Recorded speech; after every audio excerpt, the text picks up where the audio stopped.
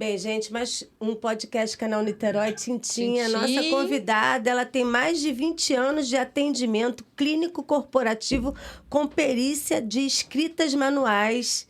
E eu tô com a Luciana Bosque. Tudo bem, Luciana? Tudo bom, Cláudia? Ela vai falar pra gente sobre a grafologia, né? Como é que foi o encontro seu com esse universo? Conta pra gente. Muito bem, em primeiro lugar, obrigada pelo convite. Obrigada a É um você. prazer estar aqui dividindo com vocês, né, esse assunto, que é um assunto muito pouco difundido no Brasil.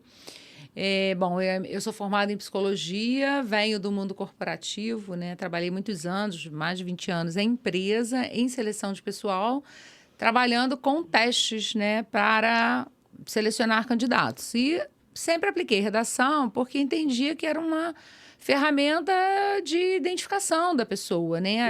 Pela letra, pela redação, você consegue ver como a pessoa se expressa, como ela defende um ponto de vista, como ela... qual é a capacidade dela de argumentação, o grau de objetividade, o português. Então, eu sempre apliquei redação em processos seletivos. E aplicando as redações, comecei a perceber que tinha umas escritas que eram grandes, outras eram pequenas, umas eram para um lado, outras eram para o outro, e comecei a ficar curiosa, né, de entender que universo é esse, né, que a gente consegue ver que cada pessoa tem uma letra diferente. E aí fui estudar, me encantei com a ferramenta, me encontrei, né, eu sempre falo que me encontrei, me encaixei, porque ela veio a somar todo o meu conhecimento que eu já tinha na minha prática ali no dia a dia. Então, se a gente for pesquisar, né, a escrita, da onde que vem a escrita vem lá de 4.000 anos, né, antes de Cristo, né, porque talvez tenha sido a maior criação do homem, foi a escrita, porque eles precisavam deixar os registros de uma geração para outra, então eles faziam lá os riscos nas pedras, né?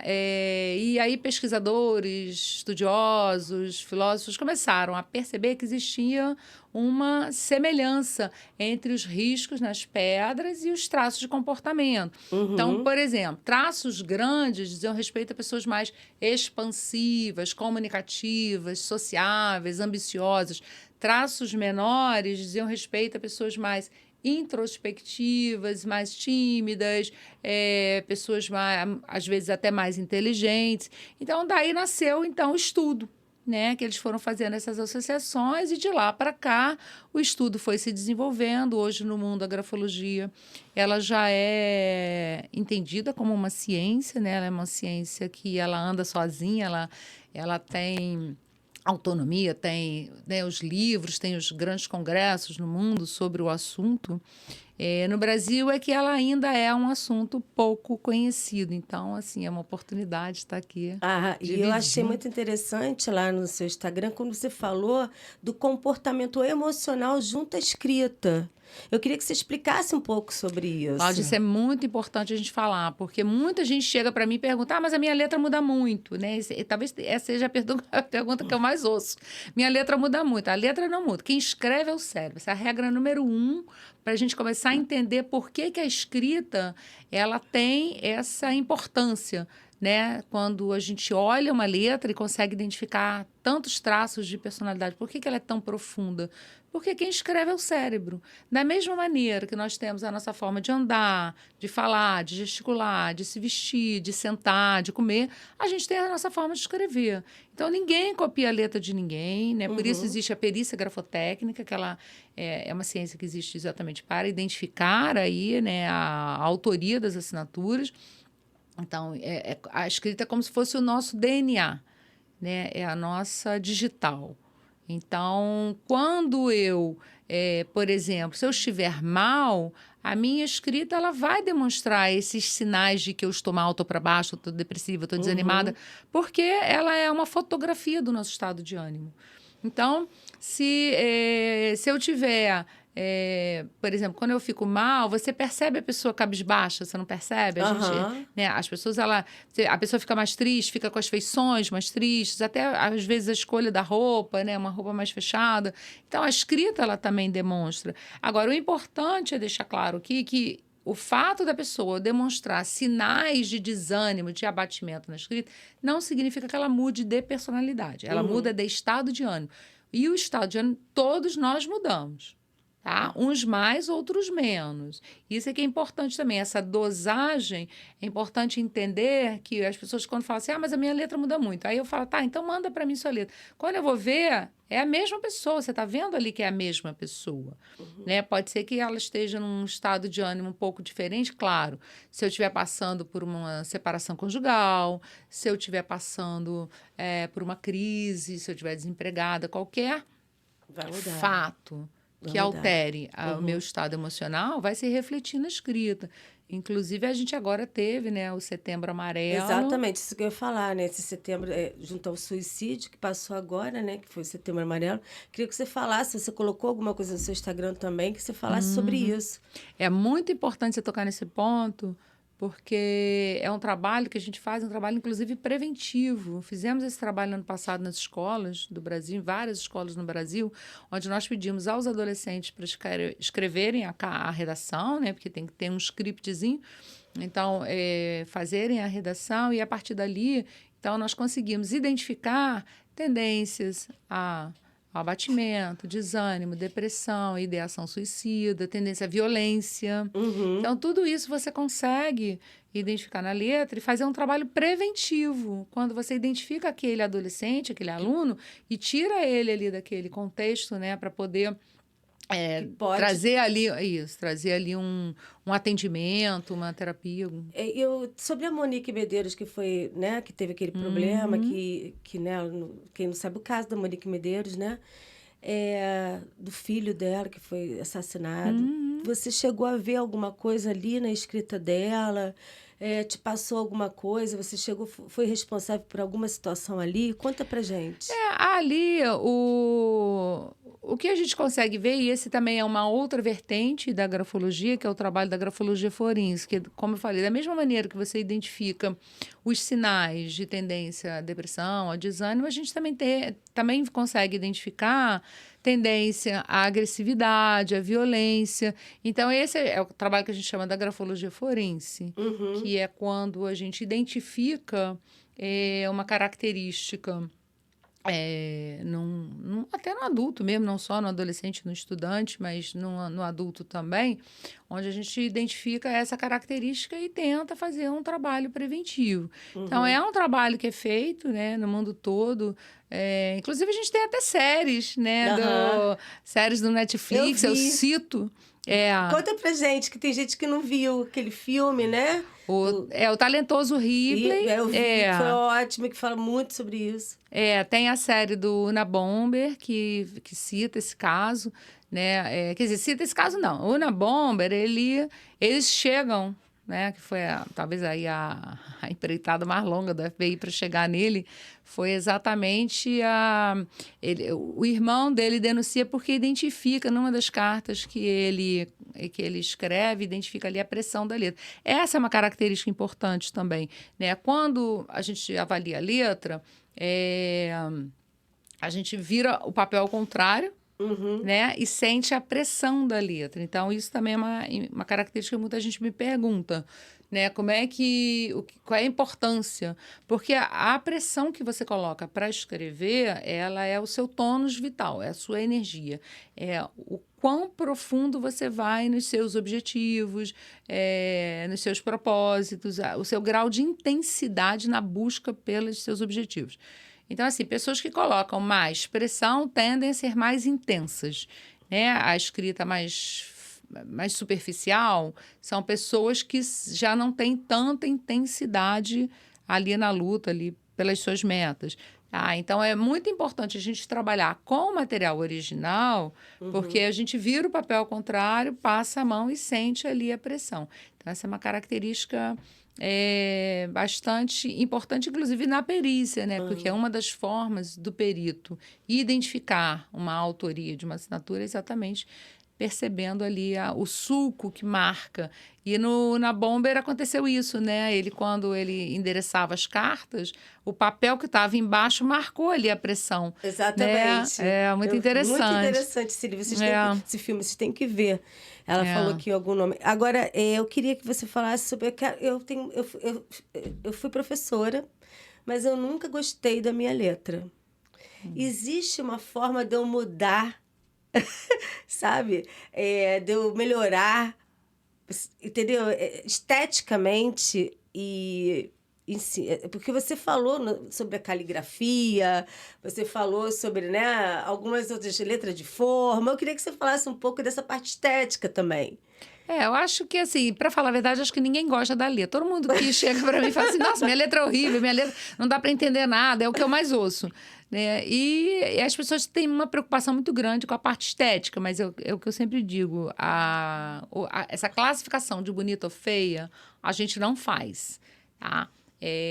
Eu nunca vou dizer se essa é uma letra bonita ou feia. Isso, para mim, não tem peso. Para a gente, não tem peso. O que tem peso é a legibilidade, ser legível ou ilegível. Por quê? Porque a legibilidade ela tem a ver com a comunicação, com aquilo que eu transmito para você. Então, se eu começar a falar em grego aqui, você não vai entender nada. Então, assim, a minha comunicação ela não se completa. Ela fica uma comunicação truncada. Então, a letra ilegível ela tem essa característica. A comunicação ela não se estabelece. Uhum. Né? É bom entender isso, então, né? Exatamente. Agora, se você quiser botar uma letra mais redondinha, você tem cadernos de caligrafia aí que você pode fazer, apesar de que eu particularmente condeno o uso do caderno de caligrafia, porque ele tende a homogeneizar as escritas, né? A tendência é que fique todo mundo com a mesma letra, né? Porque você vai fazendo dentro daquele formato, dentro daquele padrão ali, daquele universo de 4 linhas ali, né? Então, você vai ficar com a letra igual de todo mundo. Você tinha que pode tirar um pouco a criatividade, né? Exatamente. Você tira a criatividade, você tira a espontaneidade, né? Que é o mais importante, que é a emoção. Então, o caderno, nós, assim, nós condenamos o uso. Agora, existe um trabalho que se faz, que muita gente me pergunta, que é com relação à grafoterapia, né, que é um trabalho de exercício de determinados traços para você melhorar as suas características de comportamento e personalidade. Então, por exemplo, digamos que eu identifique na sua letra que você é uma pessoa que tem dificuldade de concentração. E aí você fala, Luciana, preciso trabalhar essa parte em mim, eu sou uma pessoa muito dispersa. Então, nós vamos montar um projeto terapêutico onde eu vou trabalhar essas características gráficas com você, né? Então, são características específicas para trabalhar a concentração e paralelo a uma terapia. Tá? Isso é uma coisa que muita gente me pergunta, mas se eu quiser fazer a letra da pessoa inteligente, né? Não, essa eu vou... Não, mas acredite, tem muita gente que me pergunta. Tá?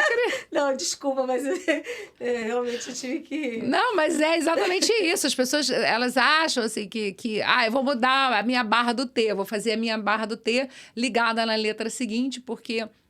Por exemplo, você vai escrever uma letra, né? Vai fazer o tio. Você vai puxar a barra do T e ligar no I, né? Isso é muito comum, muita gente faz isso. Isso é um atalho, porque o cérebro, ele é preguiçoso. A tendência é que a pessoa, ela puxa a barra ali para ligar na letra seguinte, porque isso é um atalho, porque ela ganha tempo, ela economiza esforço, economiza energia. Então, isso também pode ser entendido como um sinal de praticidade, de objetividade e, por consequência, de inteligência. Então, claro, você pode treinar? Pode, mas é importante que você também treine as suas características de personalidade. Então, essa grafoterapia, ela é eficaz quando ela é paralela a uma terapia. Ela isolada, sozinha, você treinando a letra em casa, você não vai assimilar aquela característica de personalidade, entendeu? Então... É muito legal. Eu queria falar um pouquinho da sua formação. No caso, você é MBA em avaliação psicológica, né? Bacharelado em psicologia. Nesse caso todo, essa construção toda para você chegar até aonde você está nesse momento, né? E poder dar toda essa bagagem. Quase muita gente não tem esse conteúdo. É um conteúdo que é fantástico. As suas páginas mostram isso. E aí veio o livro. Né? Eu queria que você falasse um pouco desse livro, né? Inclusive também dos cursos e dos livros, né? Que você já deu e os livros que você escreveu para a gente, esse privilégio que vocês vão ter depois aí. A questão assim, do meu histórico, eu gosto muito de estudar. No momento eu estou fazendo mestrado em psicologia, e, inclusive a minha tese de mestrado também, ela vai ser sobre grafologia. E eu sempre estudei muito com relação ao comportamento humano. Então, todos os meus cursos, eles acabaram me levando sempre para esse lado, para o entendimento do comportamento. Então, foi uma construção, como você falou, para chegar até aqui. Agora, quem quiser estudar, isso é importante deixar claro, porque muita gente pergunta, né? Quem quiser estudar grafologia pode estudar, é um curso livre, ele é um curso de extensão, qualquer pessoa pode estudar, não precisa ser psicólogo, não precisa ser de advogado ou ter estudado E pedagogia. você dá esse curso, não Dou, dá? eu dou esse vi curso. lá na página dela, maravilhoso. Parabéns. Faço esse curso, eu ministro cursos, seminários, todos os meses. Nós temos seminários lá no meu escritório, né? Quer dizer, na minha página. Então, esse mês a gente vai ter agora o de perícia. A gente teve agora em setembro exatamente um sobre doenças mentais, transtornos mentais. A gente vai ter agora um de perícia e depois, em novembro, vai ser um de grafoterapia, exatamente onde eu vou ensinar ali as técnicas da grafoterapia. Olha, em primeira mão, gente. Você tem que ficar ligado, depois eu vou passar os contatos. E eu queria que você falasse do livro. O primeiro filho. Para mim, livro é filho, né? O primeiro livro, né? Como é que foi? E aí contar um pouquinho deles pra gente. O primeiro livro, assim, quando eu estudei, e eu acho que até que na época a grafologia ainda era menos difundida do que é hoje, acabou que uma pessoa que era uma conhecida minha falou assim, você não quer me ensinar grafologia, o que você sabe? Pega essas informações, bota numa apostila e me dá uma aula.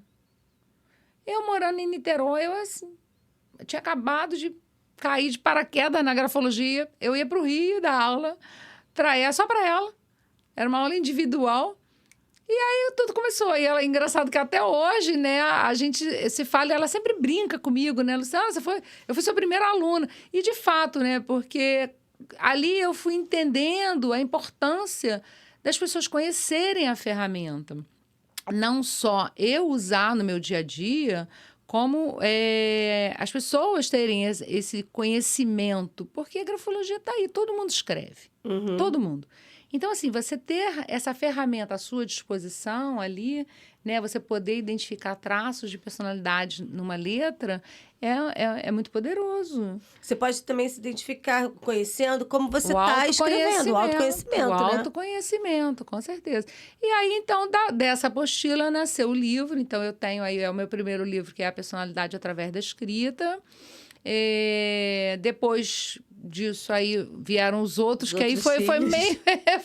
veio um que é o de competências, ele é focado especificamente em competências. Então, por exemplo, como é que é a letra da liderança, como é que é a letra da comunicação, como é que é a letra da pessoa extrovertida. Então, ele foca nas competências.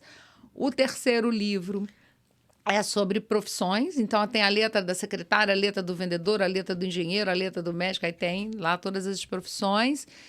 Depois veio o quarto livro, que é o Grafologia Forense. Esse é um e-book, quando eu ia lançar o livro físico, veio a pandemia, e aí por enquanto, ele está só em e-book.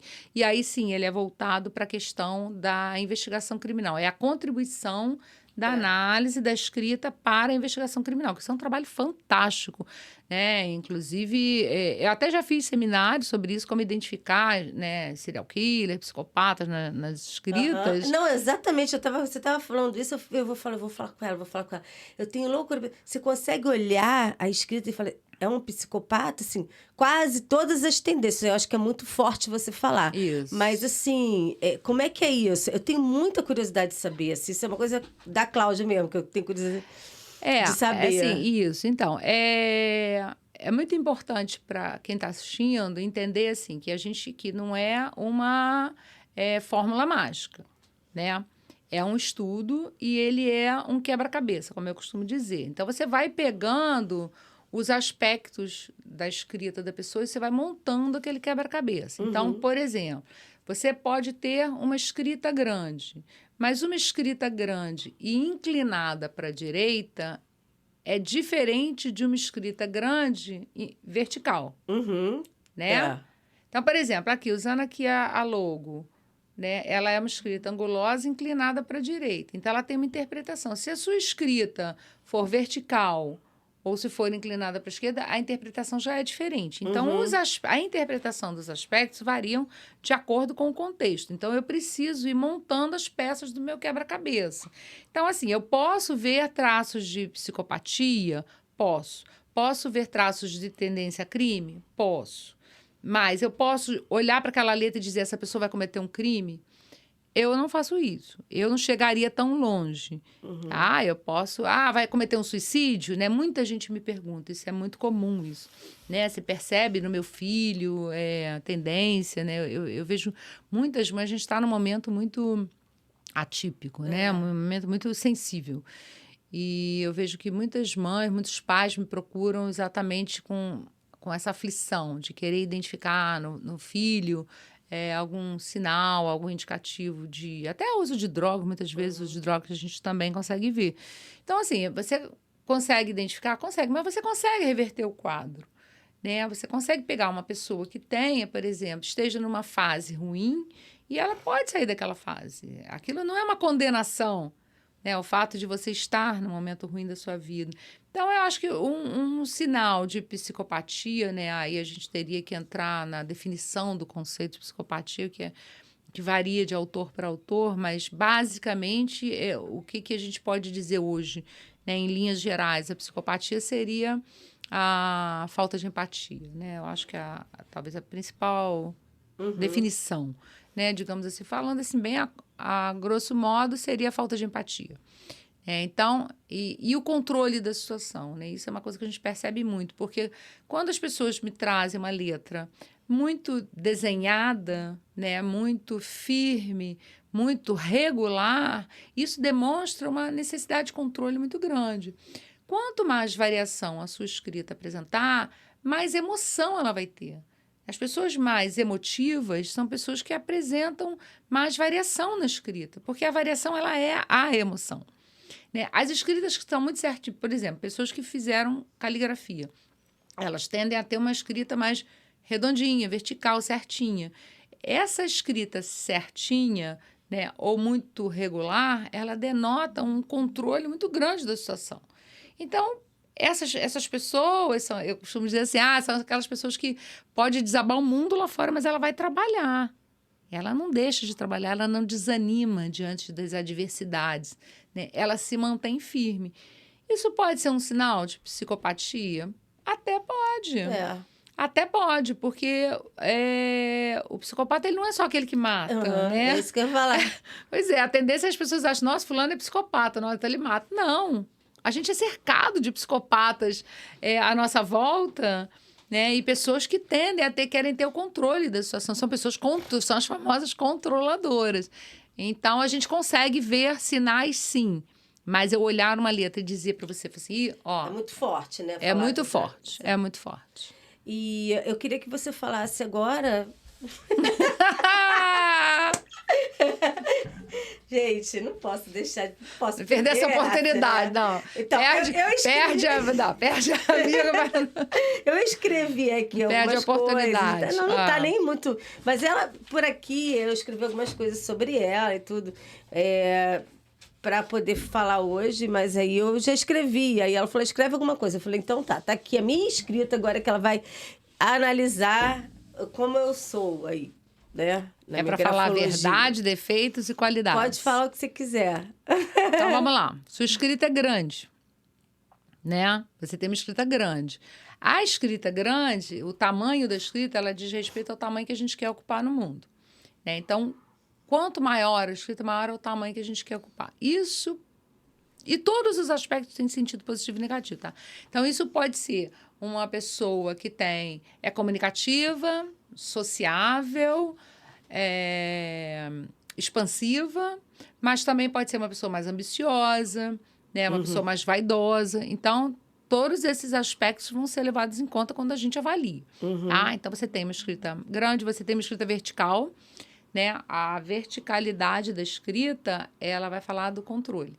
Né? Então, por exemplo, você deve ser uma pessoa mais ponderada no momento de decisão. Você não é uma pessoa impulsiva, você pensa, E isso é uma característica interessante, porque a gente tende a ver que à medida que as pessoas vão envelhecendo, amadurecendo, a tendência é que a escrita vai ficando mais vertical. Mas isso é todo mundo, isso é geral, porque a pessoa ela vai ficando mais ponderada, vai ficando mais cautelosa, né? Ela já não é tão impulsiva, não tem mais aquela coisa do jovem que se joga nas situações, né? Então, você tem essa característica. Então, imagina assim, que você seja uma pessoa comunicativa, você tem boa capacidade de argumentação. Então, assim, para a tua profissão, você está para lá de encaixada, né, Cláudia? Porque você tem boa argumentação, é sociável, é comunicativa, dinâmica, inteligente. Ai, obrigada. Prática. Gente, eu vou ficar aqui no podcast. Adianta, ninguém me tira daqui. Posso Pois pegar? a gente, claro. Então tá bom. Olha, eu acho que tem tudo a ver, sim, com o que você falou, porque são 25 anos, né, de jornalismo, e meu pai era jornalista daqui. Então, assim, é muito difícil eu ter errado, né? Porque a gente, às vezes, até com uma certa idade, será que é isso mesmo? Né? As pessoas se questionam. Claro. E né? é válido, né? O questionamento é válido. Eu estou fazendo curso lá na Coding de liderança, tem várias pessoas lá que não sabem ainda o que querem, né? E tá tudo bem. O resto é a gente só tentar buscar aí dentro da gente a nossa verdade para como você... para você se realizar também profissionalmente. Para você, né, fazer aquilo com felicidade, né? É o que eu falo para todo mundo. Gente, grafologia é um hobby. Eu falo com tanto amor, com tanta paixão pelo que eu, né, com o que eu faço, que é quase que... É um prazer enorme que eu tenho de trabalhar com isso. Então, não é nada custoso para mim. Que você me emocionou, porque eu sou muito ligada a Chico Xavier. Ah, sim. E, assim, eu já até me emociono, né? Porque eu acredito muito, né? Eu não sei você por ali parece que você... E você fez um post, eu estou emocionada. Você fez um post, né, sobre essa situação. Eu queria que você explicasse, né, sobre como é que foi. Uma pessoa que fez um estudo sobre a transcrição, né, no caso, a psicografia das escritas do Chico Xavier. E que ele, então, teria... É como se ele... O padrão de escrita que ele usa... corresponde ao padrão de personalidade das pessoas que ele estava psicografando. Olha só que importância. Isso, pois é. Então, assim, mas a gente precisa olhar isso com atenção, né? Porque uma das leis da escrita diz que a gente sempre vai deixar naquela escrita a nossa marca pessoal, sempre, né? A nossa pegada. Ela sempre vai estar ali presente. Então, ainda que ele estivesse psicografando aquelas escritas, ele em algum momento deixaria alguma coisa dele ali também. Porque tem energia. É uma coisa da... A força que você usa. Então, assim, por que o perito pega a pessoa quando ela está mentindo, quando ela está forjando? Porque eu vou tentar copiar a sua letra, mas eu não vou fazer a mesma pressão que você está escrevendo, a mesma velocidade. É muito difícil que você consiga copiar todos os aspectos. Em algum momento, as minhas características de personalidade, elas estarão impressas nesse material. Então, tem alguma coisa dele também. Então, mas isso, enfim, não tem nada comprovado. Isso foi um estudo que circulou e aí eu fiz um post sobre isso. Sim. Inclusive, mas é super válido pensar sobre isso. Aquele movimento de pinça, você pode falar? O movimento de pinça é quando a criança ela aprende a escrever e está desenvolvendo o movimento, né? Que é a motricidade fina. Então, isso é fundamental para a gente entender que as escolas precisam pensar que a criança precisa ser alfabetizada com escrita manual, ainda que depois ela venha a usar a escrita no computador, ela precisa passar. Primeiro porque é o movimento que nos diferencia dos animais, né? Que é o movimento de pinça. E esse treino da motricidade fina é o treino que vai desenvolver várias áreas cognitivas, né? É o desenvolvimento cognitivo da criança. Então, olha, ele vai ser fundamental. É muita coisa. Se deixar a gente... Vocês vão ter que ir lá nas redes sociais que ela vai falar agora pra gente. A gente está terminando, infelizmente. Ela vai falar sobre o site, sobre o Instagram e outras coisas mais, né? Conta pra gente aí. O meu Instagram, eu tô sempre colocando, né, curiosidades, as novidades, essas informações todas vocês vão encontrar lá. Tem o meu site também, que é o dongrafen.com. Lá também tem informação sobre cursos, meus seminários, tem meus contatos. Então, E tem que ficar antenado, porque tem curso chegando, tem muita Toda coisa hora. acontecendo. Livro. Sabe? Realmente é muito legal a empresa dela. Olha, foi um prazer. A gente estava já querendo se encontrar há um tempo, não tinha agenda diferente. Ela estava com uma agenda bem lotada e conseguimos hoje nos encontrar, encaixar. E eu quero te agradecer muito. Foi um privilégio estar aqui com você, Luciana Boschi, porque realmente foi muito, muito conteúdo. E eu aprendi bastante. Muito obrigada. E você dá as finalizações que você... sobre esse momento que você passou aqui comigo, né? O podcast. Gente, é um prazer, né? Porque Cláudia é Cláudia, né, gente? É essa simpatia que tá aqui na minha frente, que é uma delícia de conversar, que é uma pessoa interessada, né? Que dá espaço, dá abertura aqui pra gente falar que esse é importante, porque a grafologia é muito rica, então se bobear, a gente vai ficar o dia inteiro aqui. Então, assim, foi um prazer enorme estar aqui, dividir esse momento com a Cláudia, esse convite dela, que eu aceitei. Então, assim, nos meus contatos estão lá, né? No Instagram, no site. É só falar comigo. Eu tô sempre online. Tô sempre ali tirando as dúvidas. Vocês vão ver esse conteúdo completo no canal Niterói do YouTube, tá? Da Web TV também. E vai ter o Rios também no Instagram dela, no TikTok, onde você quiser colocar. Tá bom? Eu vou finalizando. Muito obrigada, Luciana Boschi. Obrigada, Leandro. Um beijo. Até o próximo podcast Canal Niterói. Obrigada, gente. Tchim, tchim, tchim, tchim. Tchau, gente.